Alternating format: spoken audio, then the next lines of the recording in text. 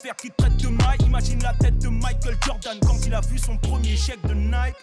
Comme vient de dire Alpha One, imaginez un instant votre réaction potentielle au fait que Nike vous sponsorise pour n'importe quel sport que vous faites, que ce soit du foot, du basket, du golf, n'importe quel sport. Imaginez un instant, posez-vous, ne serait-ce qu'un mail de Nike vous proposant d'être sponsorisé. Dans cette vidéo, nous allons parler des salaires de très grands sportifs de classe mondiale et voir si les critiques qu'ils reçoivent par rapport à leur salaire perçu est légitime. Mais juste avant que la vidéo commence, beau gosse, je te demande juste de laisser un petit like, un petit commentaire et pourquoi pas t'abonner si la vidéo te plaît. PTDR, t'es qui? Alors nous savons tous que les plus grands sportifs sont souvent très bien payés. Mais il y a aussi une chose qu'il faut retenir et qu'il faut comprendre. Même les sportifs de très haut niveau qui exercent un sport qui n'est pas forcément très médiatisé, où nous avons Neymar, qui est sûrement le joueur le mieux payé de Ligue 1. Enfin, c'est...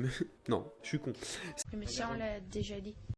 Selon le Figaro, un joueur de Ligue 1 toucherait en moyenne par mois entre 70 et 80 000 euros. Tandis que Neymar touche, quant à lui, 2,35 millions d'euros net par mois. Donc, la question est légitime de se poser, de se demander si cet argent, entre guillemets, est mérité et s'il n'est pas trop payé. Alors évidemment, ce qu'il faut comprendre, c'est qu'un sportif de très haut niveau, même de niveau raisonnable, aura toujours des contrats de sponsoring. Un grand joueur comme Neymar, par exemple, son contrat avec Puma, il me semble, il y a un an, il a décidé de quitter Nike pour être affilié à Puma. Et ce contrat lui rapporterait environ 25 millions, à peu près, 25 millions de dollars par an, ce qui est plutôt pas mal. Et ce qu'il faut comprendre aussi, c'est que les sportifs, par exemple comme Michael Jordan, qui a été sponsorisé par Nike, a eu l'opportunité de créer sa marque directement dans Nike, on va dire, parce que maintenant Jordan est clairement une marque, en 1984 où il a signé son premier contrat avec Nike, et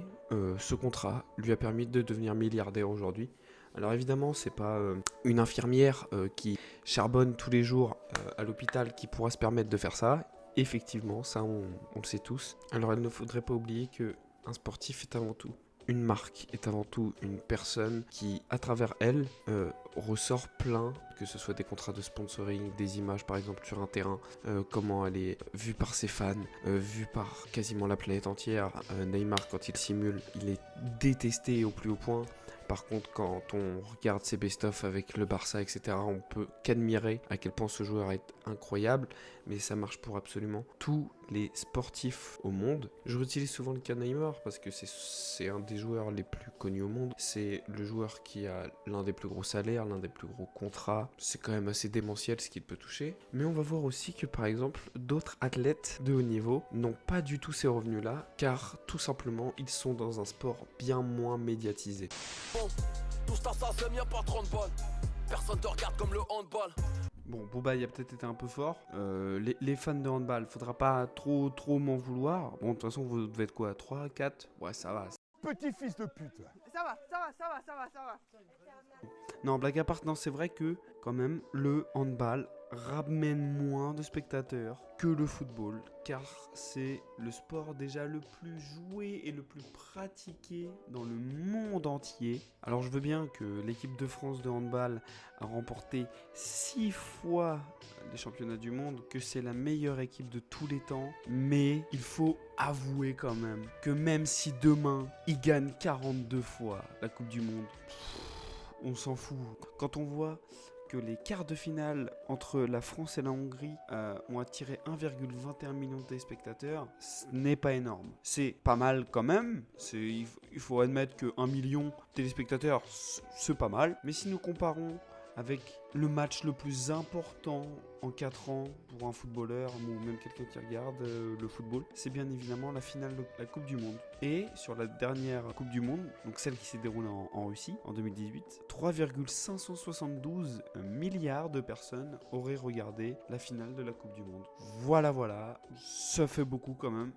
Du coup, nous avons une explication de pourquoi certains sportifs sont moins bien payés que d'autres par rapport juste à la médiatisation, on va dire, de leur sport. Car forcément, des personnes où quasiment la moitié de la planète te regarde sera bien plus attirant et bien plus rentable en termes de business que une équipe qui est 6 fois championne du monde dans son sport, qui est sûrement l'équipe la plus redoutée au monde, mais malheureusement, la médiatisation d'un sport fait que les chiffres suivent. On ne peut pas avoir des salaires égaux en tant que sportif, même si nous sommes un très grand sportif, si le sport que nous pratiquons n'est pas hyper médiatisé.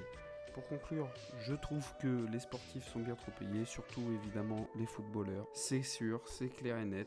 Des millions d'euros, c'est quand même colossal. Il y aura toujours des gens qui vont mourir de faim. On pourra toujours trouver cette excuse de oui, mais ils gagnent tant, nan. Mais il faut bien se mettre en tête que si des clubs, des équipes, des projets de financement osent mettre autant d'argent, comme par exemple le Qatar avec Paris, c'est que derrière, ils connaissent leur plan marketing et ils savent qu'ils seront rentables tôt ou tard. Et un joueur qui a une excellente image ramènera encore plus d'argent, ou même si c'est un joueur qui fait parler de lui, qui est présent sur les réseaux sociaux, etc. Il y aura toujours des investisseurs et des sponsors pour venir donner des sommes colossales et astronomiques à ces gens-là.